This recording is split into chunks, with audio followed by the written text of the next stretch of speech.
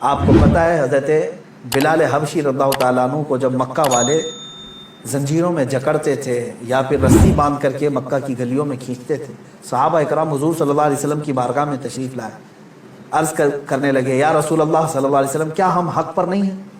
حضور نے فرمایا کیوں نہیں؟ کہا پھر کیوں ہمیں اتنی تکلیف دی جاتی ہے، کیوں ہمیں اس طرح سے غریب صحابہ کو مارا جاتا ہے؟ ہم حق پر ہیں تو پھر یہ ہمارے اوپر حاوی کیوں ہوتے ہیں؟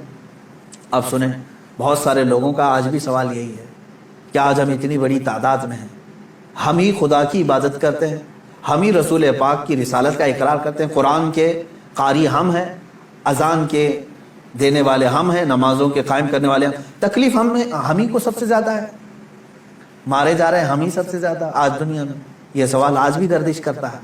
صحابہ بھی یہ سوال لے کر کے حضور پاک صلی اللہ علیہ وسلم کی بارگاہ میں حاضر آئے، میرے آقا صلی اللہ علیہ وسلم نے جواب میں جو ارشاد فرمایا وہی ہم سب کے لیے بھی آج عبرت ہے، وہی آج ہم سب کے لیے بھی درس ہے۔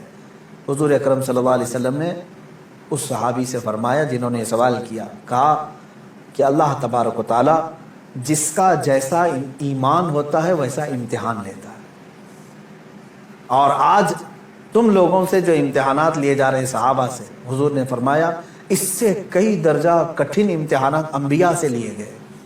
حضور اکرم صلی اللہ علیہ وسلم نے ارشاد فرمایا انبیاء میں سے بعض وہ نبی ہیں جیسے حضرت زکریا علیہ السلام، یہودیوں نے ان کے قتل کا منصوبہ بنایا اور ان کے پیچھے لگے، یہاں تک کہ آپ جان چھڑاتے ہوئے ایک جگہ ایسے آئے، اللہ کے نبی ہیں، ایک درخت کے قریب آئے، درخت سے کہا کہ تو پھٹ جا میں تیرے اندر داخل ہوتا ہوں۔ زکریا علیہ السلام اس درخت کے اندر آئے، یہودیوں نے پیچھا کیا کافی دیر تک، شیطان ابلیس لعین یہودیوں کو اشارہ کر کے بتایا اس درخت کے اندر وہ چھپے ہوئے ہیں، تم آری لو اور اوپر سے کاٹ ڈالو۔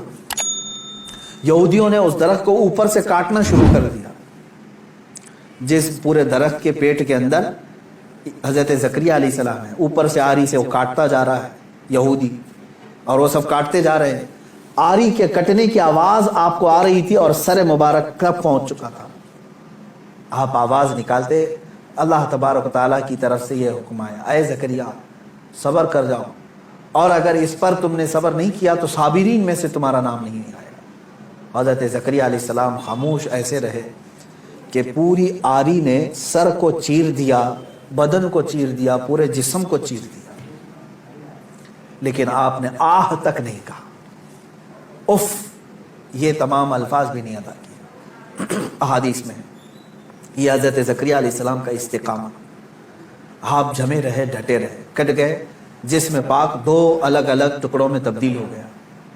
اب اندازہ کریں ان واقعات کو حضور اکرم صلی اللہ علیہ وسلم نے صحابہ کو سنایا۔